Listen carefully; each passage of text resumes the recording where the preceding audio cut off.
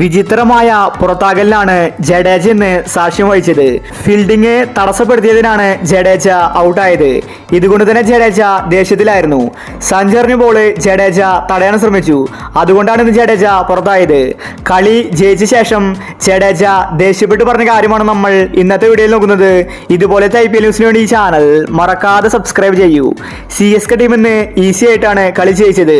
രാജസ്ഥാൻ ടീമിനെ ജയിക്കാൻ സാധിച്ചില്ല. വളരെ ചെറിയ ടാർഗറ്റ് മാത്രമേ രാജസ്ഥാൻ ഇന്ന് എടുത്തിട്ടുണ്ടായിരുന്നുള്ളൂ. ഇന്ന് കളി ജയിച്ച ശേഷം ജഡേജ പറഞ്ഞത് ഇങ്ങനെയായിരുന്നു: ഇന്ന് ഞാൻ ഔട്ടല്ലായിരുന്നു.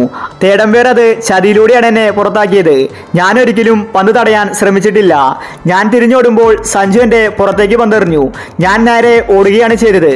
എന്നാൽ തേടംപേർ അത് ഫീൽഡിംഗ് തടസ്സപ്പെടുത്തിയെന്ന് പറഞ്ഞാണ് എന്നെ പുറത്താക്കിയത്. തേടംപേരുടെ തീരുമാനം ശരിയല്ല. ഞാൻ ശരിക്കും ഔട്ടല്ലായിരുന്നു. ഞാൻ ആരെയും തടസ്സപ്പെടുത്താൻ ശ്രമിച്ചിട്ടില്ല. എനിക്ക് നേരെ ഓടേണ്ടി വന്നു. സഞ്ജു കൃത്യമായി എന്റെ പുറത്തേക്ക് എറിയുമെന്ന് ഞാൻ കരുതിയില്ല. ഇന്നത്തെ ഔട്ടിൽ എനിക്ക് പ്രതിഷേധമുണ്ട്. ഞാൻ അതുകൊണ്ടാണ് ഔട്ട് വിളിച്ചപ്പോൾ അമ്പയറുമായിട്ട് ദേഷ്യപ്പെട്ടത്. എന്റേത് ഔട്ടല്ലായിരുന്നു. ഞാൻ ഒരിക്കലും ഇങ്ങനെ മനഃപൂർവ്വം തടയാൻ ശ്രമിച്ചിട്ടില്ലെന്ന് ജഡേജ വ്യക്തമാക്കി. ജഡേജയുടെ ഔട്ടാണ് ഇപ്പോൾ ക്രിക്കറ്റ് ലോകത്ത് ട്രെൻഡിങ് ആയിരിക്കുന്നത്. സഞ്ജു എറിഞ്ഞ ബോള് ജഡേജ തടയാൻ ശ്രമിച്ചിരുന്നു. അത് തേടംപേർ കൃത്യമായിട്ട് കണ്ടതാണ്. അതുകൊണ്ടാണ് ജഡേജയെ ഫീൽഡിംഗ് തടസ്സപ്പെടുത്തിയതിന് പേരിൽ പുറത്താക്കിയത്. എന്നാൽ ജഡേജ മനഃപൂർവ്വം ചെയ്തിട്ടില്ലെന്നാണ് പറയുന്നത്.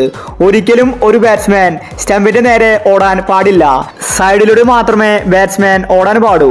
അതുമാത്രമല്ല, സഞ്ജു കൃത്യമായിട്ട് സ്റ്റമ്പിന് എറിഞ്ഞതാണ്. ജഡേജ തടഞ്ഞില്ലെങ്കിൽ ഉറപ്പായിട്ടും അത് ജഡേജ ഔട്ടാണ്.